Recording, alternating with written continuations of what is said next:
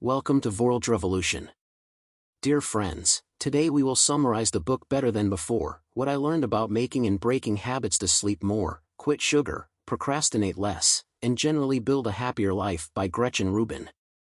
In Better Than Before, Gretchen Rubin embarks on a journey to uncover the secrets of habit formation and transformation. The book opens with an insightful overview that sets the stage for the reader's exploration into the world of habits. Rubin begins by emphasizing the profound impact habits have on our daily lives. She describes habits as the invisible architecture that shapes our existence, noting that nearly 40% of our actions are driven by habits rather than conscious decisions. This realization leads her to a pivotal question: how can we change our habits to improve our lives? To answer this, Rubin delves into the psychology of habits, drawing from a wealth of research and personal anecdotes. She introduces the concept of the four tendencies, a framework she developed to categorize how people respond to expectations. These tendencies, upholders, questioners, obligers, and rebels, play a crucial role in understanding why certain strategies work for some people but not for others. Rubin's narrative is both engaging and relatable, as she shares her own experiences and observations. She explains that there is no one-size-fits-all solution to habit change. Instead, the key lies in knowing oneself and choosing strategies that align with one's unique tendencies and preferences. Throughout the overview, Rubin emphasizes the importance of self-awareness and self-reflection. She encourages readers to examine their own habits and identify the triggers and cues that drive their behavior. By doing so, they can begin to make mindful changes that lead to lasting improvements. In essence, the overview of Better Than Before serves as a compelling introduction to the book's central themes. It invites readers to embark on a journey of self-discovery and transformation, armed with the knowledge and tools to build better habits and, ultimately, a better life. Summary. 1. The four tendencies. Upholders. Upholders respond readily to both outer expectations, like work deadlines, and inner expectations, like New Year's resolutions. They are self-motivated and disciplined, often thriving on structure and rules. Rubin herself identifies as an upholder. For example, she describes how she effortlessly sticks to her writing schedule and personal goals without needing external pressure. Questioners. Questioners question all expectations and will meet an expectation only if they believe it is justified. They need to understand the rationale behind a rule or request before they commit to it. Rubin shares the story of a friend who is a questioner and meticulously researches every decision, from choosing a new phone to deciding on a workout routine. This tendency ensures they make well-informed choices but can sometimes lead to analysis paralysis. Obligers. Obligers meet outer expectations but struggle to meet inner expectations. They are reliable and responsible when others are counting on them but may neglect their own goals. Rubin gives the example of a colleague who excels at work projects but finds it hard to stick to a personal exercise regimen. To overcome this, the colleague joins a running group, leveraging the external accountability to stay committed. Rebels. Rebels resist all expectations, both outer and inner. They value freedom and self-determination and often act out of a sense of defiance. Rubin recounts the story of a rebel who struggled with traditional work environments but thrived when given autonomy in a freelance career. This tendency can make habit formation challenging, but rebels can succeed by focusing on their identity and values, doing things their own way. Examples. Rubin illustrates these tendencies with vivid examples and personal anecdotes. For instance, she describes how an upholder might easily adopt a new habit like daily meditation because they see it as a commitment to themselves. In contrast, a questioner might need to research the benefits of meditation extensively before starting, ensuring it aligns with their personal beliefs and values. An obliger might sign up for a class with a friend to ensure they show up, relying on the external accountability to maintain the habit. Meanwhile, a rebel might frame the habit in terms of personal identity, such as "I am the kind of person who meditates to stay calm and free." By understanding these tendencies, Rubin argues, we can tailor our habit strategies to fit our personalities, making it easier to build and maintain good habits. This personalized approach is at the heart of Better Than Before, offering readers practical tools to transform their lives based on their unique tendencies. 2. The strategy of monitoring. Rubin explains that monitoring is an observational strategy. It doesn't require immediate changes to our actions but focuses on increasing our awareness of what we are doing. This heightened awareness can naturally lead to behavior modification. For instance, when we start tracking our food intake, we might notice patterns of overeating or unhealthy choices, prompting us to make better decisions. Examples. Rubin shares several examples to illustrate the effectiveness of monitoring. One compelling story is about her own experience with tracking her eating habits.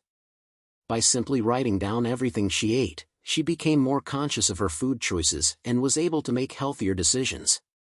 This practice didn't involve any drastic changes to her diet initially. The act of monitoring itself was enough to spark improvement. Another example involves a friend who wanted to exercise more regularly. By using a fitness tracker to monitor her daily steps, she became motivated to walk more. The visual feedback from the tracker provided a sense of accomplishment and encouraged her to set higher goals. This friend didn't need an elaborate workout plan. The simple act of monitoring her steps led to increased physical activity. Rubin also discusses how monitoring can be applied to various aspects of life, such as spending habits, screen time, and even productivity at work. For instance, someone trying to reduce their screen time might start by using an app that tracks their phone usage. Seeing the actual amount of time spent on social media can be a wake-up call, leading to more mindful and intentional use of technology. The power of self-awareness. The underlying principle of the strategy of monitoring is that self-awareness strengthens self-control. When we measure our actions, we gain insights into our habits and can make informed decisions about how to improve them. Rubin emphasizes that actual measurement is crucial because our estimates are often inaccurate. We tend to underestimate how much we eat and overestimate how much we exercise, for example. By incorporating monitoring into our daily routines, we can harness its almost uncanny power to drive positive change. Whether it's through journaling, using apps, or simple checklists, the act of keeping track helps us stay accountable and focused on our goals.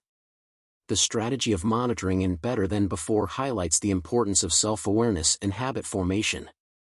Through real-life examples and practical advice, Rubin demonstrates how monitoring can lead to meaningful and lasting improvements in various areas of our lives. 3. The strategy of foundation. Rubin highlights the significance of foundational habits, which are the basic habits that support other good habits. These include habits related to sleep, eating, exercise, and uncluttering. By focusing on these foundational habits, you create a stable base that makes it easier to build and maintain other positive habits. Examples. Getting enough sleep. Rubin emphasizes the critical role of sleep in maintaining overall health and well-being. She shares her own experience of prioritizing sleep by setting a consistent bedtime and creating a relaxing pre-sleep routine. By ensuring she gets enough rest, Rubin finds she has more energy and focus to tackle her daily tasks and maintain other habits, such as regular exercise and healthy eating. Getting some exercise. Exercise is another foundational habit that Rubin highlights. She recounts the story of a friend who struggled with maintaining a workout routine. By starting with small, manageable goals, such as a daily 10-minute walk, her friend gradually built up to more intense workouts. This incremental approach helped her friend establish a consistent exercise habit, which in turn improved her sleep quality and overall mood.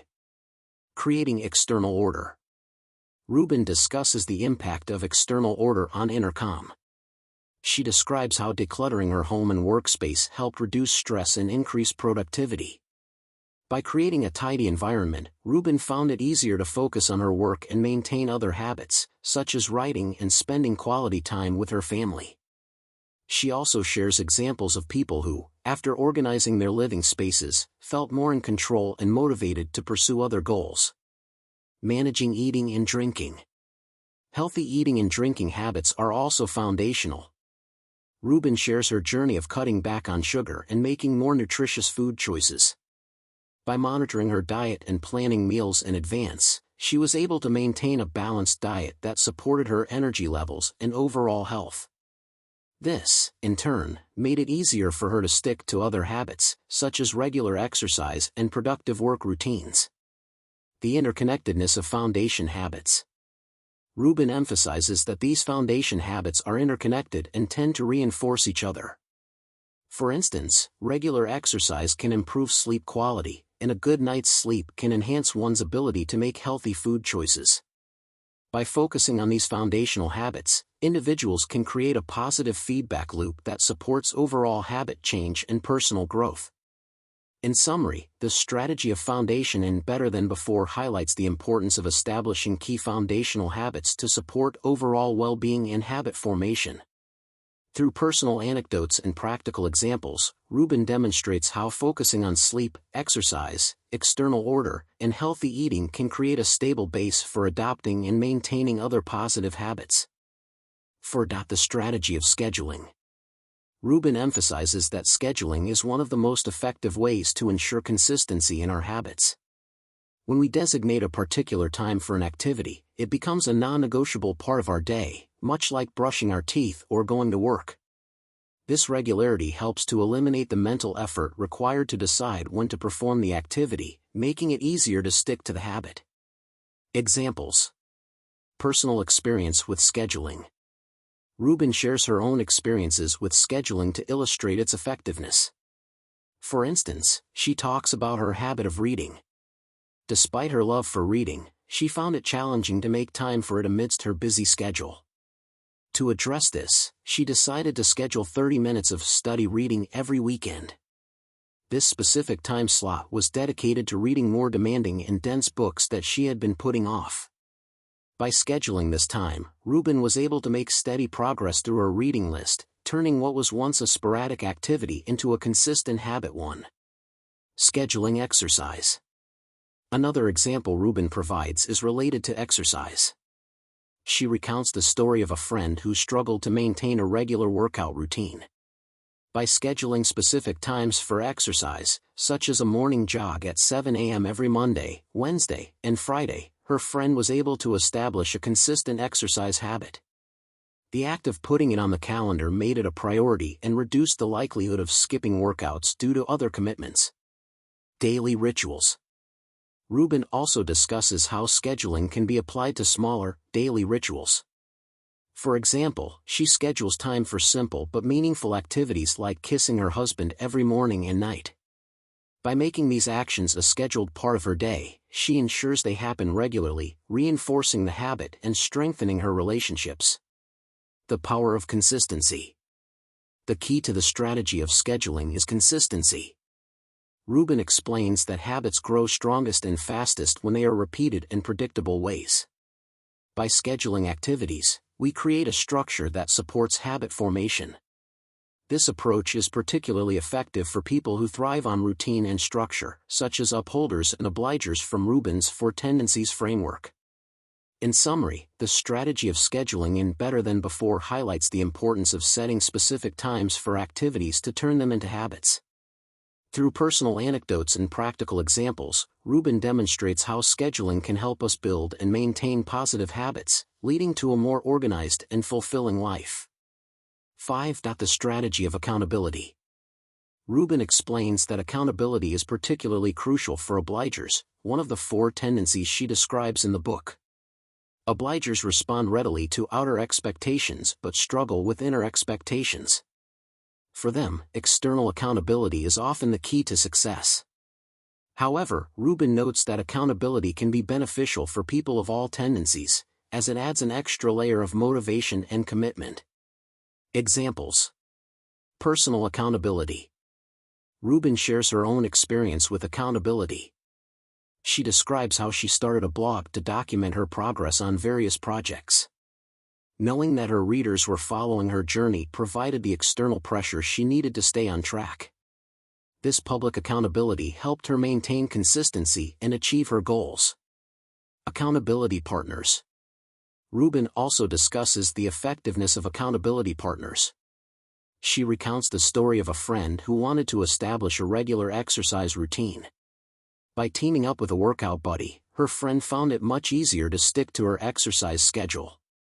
The mutual commitment and encouragement from her partner made a significant difference in her ability to maintain the habit. Professional accountability. Another example Rubin provides involves professional accountability. She talks about a colleague who hired a career coach to help with professional development. The coach provided regular check-ins, set concrete goals, and offered feedback, which helped the colleague stay focused and motivated. This professional accountability was instrumental in achieving career milestones and personal growth. Digital accountability. Rubin also highlights the role of digital tools in providing accountability. She mentions apps and online communities that track progress and offer support. For instance, fitness apps that allow users to share their workouts and achievements with friends can create a sense of accountability. Knowing that others can see their progress encourages users to stay committed to their fitness goals. The power of external pressure. The underlying principle of the strategy of accountability is that external pressure can enhance our commitment to habits. When we know someone else is watching or expecting something from us, we are more likely to follow through. This external accountability can come in many forms, from personal relationships to professional support and digital tools. Rubin emphasizes that finding the right source of accountability is key. For some, it might be a friend or family member, while for others, it could be a coach or an online community. The important thing is to identify what works best for you and leverage it to support your habit formation. 6. The strategy of abstaining. For some habits, Rubin suggests that abstaining completely might be more effective than moderation. This strategy is particularly useful for habits related to addictive behaviors, such as sugar consumption or social media use. By eliminating the habit entirely, you remove the constant struggle of moderation. 7. The strategy of convenience. Making habits convenient is another key topic Rubin explores. She advises simplifying the process of performing good habits and complicating the process of bad habits. For example, keeping healthy snacks within reach and storing junk food out of sight can make a significant difference in your eating habits. 8. The strategy of inconvenience. Conversely, Rubin discusses the strategy of inconvenience for breaking bad habits. By making it harder to engage in undesirable behaviors, you reduce their frequency. This might involve deleting distracting apps from your phone or placing barriers between you and the habit you want to break. 9. The strategy of loophole spotting. Rubin identifies common loopholes people use to justify breaking their habits. By recognizing these loopholes, such as "this doesn't count because it's a special occasion," you can develop strategies to counteract them and stay committed to your goals. 10. The strategy of distraction. Distraction is a useful technique for managing cravings and temptations. Rubin suggests finding alternative activities to occupy your mind and hands when you feel the urge to engage in a bad habit. This could be anything from taking a walk to starting a new hobby. 11. The strategy of reward. Finally, Rubin discusses the role of rewards in habit formation. She explains that while rewards can be motivating, they should be used carefully to avoid undermining the habit itself. The best rewards are those that reinforce the habit, such as feeling healthier or more accomplished. Through these main topics, Better Than Before provides a comprehensive guide to understanding and mastering the habits that shape our lives. Rubin's insights and strategies offer practical tools for anyone looking to make lasting changes and build a better life. Thank you for listening. I hope this content is useful to you. If you like this kind of content, please like, share, and subscribe to our channel to support our team.